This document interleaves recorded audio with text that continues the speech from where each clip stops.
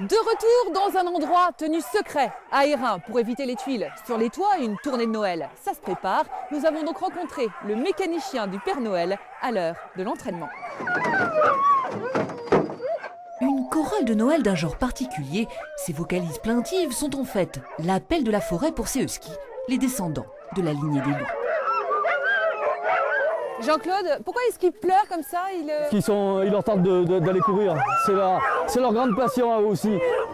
Pas besoin d'insister, en effet, pour atteler ces locomotives des neiges, l'amour de la course leur donne littéralement des ailes. Des animaux d'exception qui ont conduit ce chauffeur de bus à tester ce mode de transport inédit, le traîneau à chien, une façon de conjuguer sa soif de nature et sa passion pour les bêtes. J'ai toujours aimé les animaux et les chiens en particulier. J'ai eu mon premier chien, j'avais 9 ans à peu près, c'était pas un chien de traîneau. Puis la passion, après avoir lu Jack London et avoir vu une émission sur les huskies à la télé en 79, ça m'a décidé à franchir le pas. Voilà, les 10 chiens sont attelés, ça va très vite, 30 km/h en moyenne, chaud devant, attention au départ. Si les chiens sont utilisés dès l'Antiquité pour transporter des charges, les chercheurs d'or seront les premiers à organiser des courses de traîneau, la spécialité de Jean-Claude, vice-champion du monde de la discipline. Le but, c'est de tenir une bonne moyenne de 25 km/h à peu près sur une compétition et de pouvoir rester sur le kart ou le traîneau parce que ça, franchement, ça a une puissance phénoménale. Des performances qui n'ont pas échappé au Père Noël qui fait désormais appel à ses fusées pour sa tournée.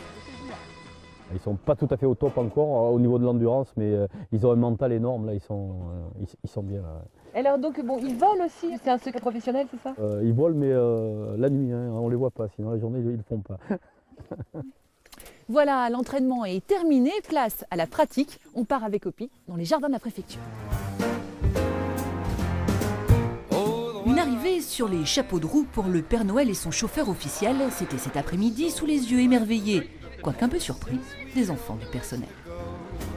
Let it snow, let it snow, let it snow.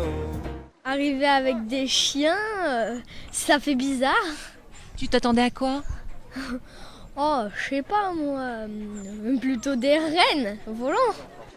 La vedette, c'était lui bien sûr, mais surtout eux, les petits chiens tout doux et tout gentils aux yeux bleus.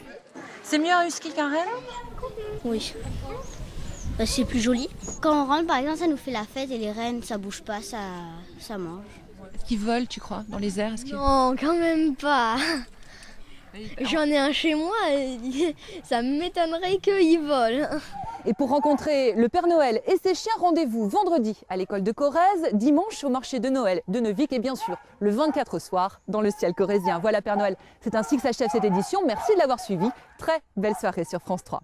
Julie, as-tu été sage? Ah oui, je voudrais bien un micro pour Noël. Pour l'instant, j'ai pas de micro. Mais par contre, j'ai peut-être ça pour toi. Merci Père Noël. Bonne fête à tous.